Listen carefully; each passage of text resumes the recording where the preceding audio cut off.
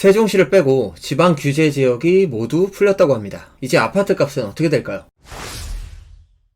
저는 올 초에 드렸던 부동산 주식 대전망에서도 말씀드렸고, 작년 한참 달아오르던 시장에서도 내내 2022년 올해 한 해는 내내 어려울 것이다 라고 말씀드렸습니다. 모두가 상승을 외치던 때에 혼자 다른 목소리 내는 게 조심스럽기도 했고, 미래는 신의 영역이기 때문에 여러모로 늘 조심스럽습니다. 이번에도 역시나 조심스럽긴 하지만 부동산 규제 완화 이야기가 솔솔 나오니까 반등에 대한 기대감도 생기고, 많은 분들께서 같은 질문을 해주시고 있기 때문에 진행 중인 개멸기부 영상을 잠시 멈추고 여러분들 투자 판단에 조금이라도 도움이 되실까 하는 마음으로 지금 시점에서 가질 수 있는 정보들만을 기준으로 제가 보고 있는 관점을 여러분들께 공유 드려보고자 합니다. 미국 기준금리가 3연속 0.75%를 인상했죠. 미국이 금리를 계속 올리고 있고, 이 기조가 변하지 않는 한 내년에도 내내 금리를 인상할 예정입니다. 시중금리 2% 할 때부터 제가 곧 5%, 6%, 8% 이렇게 오를 수 있다는 말씀을 드렸고, 그럼 이자 200만원 내던 분들은 500만원,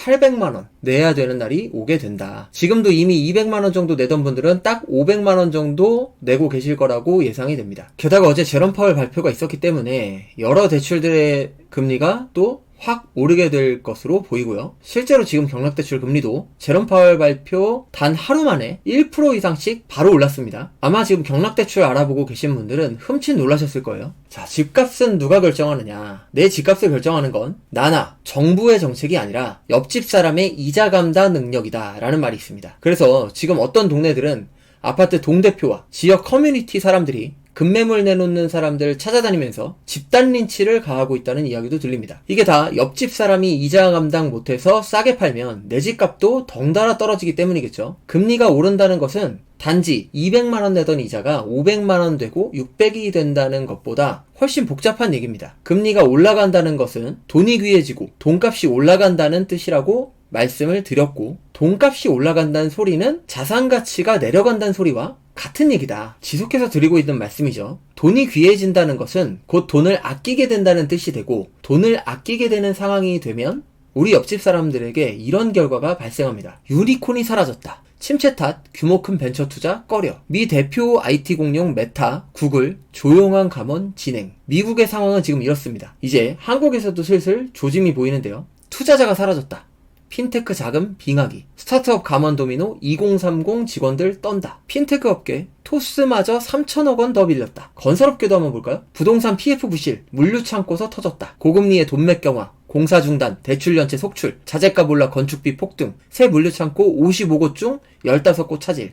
PF 부실 대출금만 수조 원, 확산된 금융권까지 연쇄 타격. 이게 작년까지만 해도 물류센터 한다고 하면 10억, 20억 가지고 시행해도 대출이 1000억, 2000억 그냥 나왔거든요. 근데 지금은 대출도 안 나오고 연장도 잘 안 되고, 받으려고 해도 브릿지론 같은 건 금리 20%씩 달라고 하는 상황입니다. 물류창고에서 뜯기는 돈들로만 금융사들 지금 다 망하게 생겼거든요. 그러면 모든 사업을 다 아주 보수적으로 검토하게 됩니다. 은행 PF 대출 중단, 개발사업 초비상, 국민, 신한, 우리, 하나은행 PF 심사 올스톱, 하반기 대출 제로, 수도권 대단지 재개발 연쇄자초 위기, 주택공급 대책 차질. 이게 물류, 주택뿐만 아니라 거의 모든 사업에 해당됩니다. 지금 지식산업센터 신규 사업지들도 다 분양 못하고 올스톱된 상태고요. 조그마한 빌라들까지 전부 영향을 받고 있는 상황입니다. 매 정부마다 결국 일자리 정책의 다수가 건설부동산 쪽으로 결론이 나는 이유가, 건설부동산이야말로 가장 낙수 효과가 잘 나타나고 전체 국민들에게 고루 돈이 돌게 하는데 가장 빠르기 때문인데요. 하청에 하청들이 먹고 살고, 거기에서 인부들이 돈을 벌고, 인부들이 식당과 가정에 돈이 돌게 만들고, 그게 또 학원으로, 은행으로, 소매점으로 다 흘러가게 되어 있습니다. 물론 은행 이자도 내게 됩니다. 금리가 오르게 되면 우리 이웃들은 가뜩이나 그 이자 내기가 버거워지는데 일자리마저 위협을 받게 되는 것입니다. 그리고 현재 상황에서 연준은 내년까지는 금리를 계속 올리리라 시장에 경고하고 있습니다. 지금 현재로서 예단할 수 있는 금리의 방향이 바뀌지 않는 한 올해도 내년도 자산가들에게는 쉽지만은 않은 상황입니다. 그러나 늘 말씀드렸다시피 비관론자는 명성을 얻고 낙관론자는 부를 얻으며 준비된 자만이 승리한다라는 대원칙은 변함이 없습니다. 전 분명 이런 일들이 생길 거라 조언을 드렸지만 그때는 미처 잘 대비하지 못하셨었다면 차라리 지금 이 타이밍이라도 치열하게 공부하고 준비하면서 천재일우의 기회로 만들어 보시면 어떨까 생각합니다. 전 아직 밤 10시 정도가 아닐까 생각하고 있습니다. 모두가 좀 더 싸지면 기회를 잡겠다고 눈을 부릅뜨고 있는 시기입니다. 아직은 조금 더 밤이 깊어야 눈을 감고 잠드는 사람들이 늘어날 테고 그때가 가장 새벽이 가까운 때라고 생각하고 있습니다. 전 편집을 하다가 졸리면 팔굽혀펴기 같은 운동을 하면서 잠을 이겨내곤 하거든요. 점점 더 많은 악재와 그에 관한 뉴스로 돈과 재테크에 대해 눈을 감아버리고 싶은 순간이 올 거란 말이죠. 그때마다 더 치열하게 공부하면서